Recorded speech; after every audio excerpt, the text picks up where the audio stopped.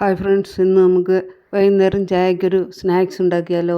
അതിനായി നമ്മൾ നല്ലപോലെ പഴുത്തിട്ടുള്ള 2 ഏത്തപ്പഴം ഇവിടെ എടുത്തിട്ടുണ്ട്. അത് നമുക്ക് നൈസായിട്ടൊന്ന് സ്ലൈസ് ചെയ്തെടുത്തിട്ടുണ്ട്.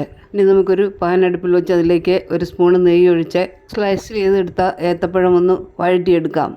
എല്ലാ പീസും നമുക്കിതിലേക്ക് നിരത്തി വെച്ച് നന്നായിട്ടൊന്ന് വഴറ്റിയെടുക്കാം. ഇത് തിരിച്ചും മറിച്ചു വിട്ട് 2 സൈഡും നന്നായിട്ടൊന്ന് വേവിച്ചെടുക്കണം. ഇനി നമുക്കിതിന് ആവശ്യമായ ഒരു ബാറ്റർ തയ്യാറാക്കണം. അതിനായി നമ്മളൊരു 2 മുട്ട എടുത്തിട്ടുണ്ട്. ലേശം ഉപ്പും മധുരത്തിന് ആവശ്യമായ പഞ്ചസാര, 1/2 സ്പൂണ് ഏലക്കാപ്പൊടി, 1 സ്പൂണ് പാൽപ്പൊടി, പിന്നെ നമ്മൾ 1 സ്പൂണ് ഗോതമ്പ് പൊടി ഇവയാണ് ചേർത്തിരിക്കുന്നത്. ഗോതമ്പ് പൊടിക്ക് പകരം നമ്മൾ മൈദയും ചേർക്കാവുന്നതാണ്. എല്ലാം കൂടി ചേർത്ത് നമുക്ക് നന്നായിട്ടൊന്ന് മിക്സ് ചെയ്തെടുക്കണം. ഇതെല്ലാം നന്നായിട്ടൊന്ന് മിക്സ് ആയി വരുമ്പോൾ അതിലേക്ക് 1 സ്പൂണ് പാലും കൂടി നമ്മൾ ചേർക്കുന്നുണ്ട്.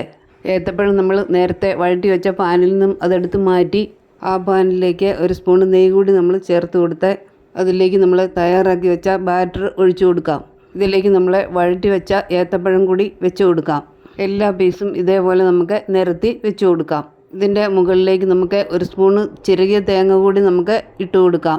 പിന്നെ നമ്മളിതിലേക്ക് ചെറിയ പീസാക്കി എടുത്ത കുറച്ച് നട്ട്സ് കൂടി നമ്മൾ ഇതിലേക്ക് ഇട്ട് കൊടുക്കുന്നുണ്ട്. സ്റ്റൗ ഇനി നമുക്ക് സിമ്മിലാക്കി വെച്ച് ഇത് അടച്ച് വെച്ച് ഒന്ന് വേവിച്ചെടുക്കാം. ഫ്ലെയിം കുറച്ച് വെച്ച് വേണം ഇത് വേവിച്ചെടുക്കാൻ.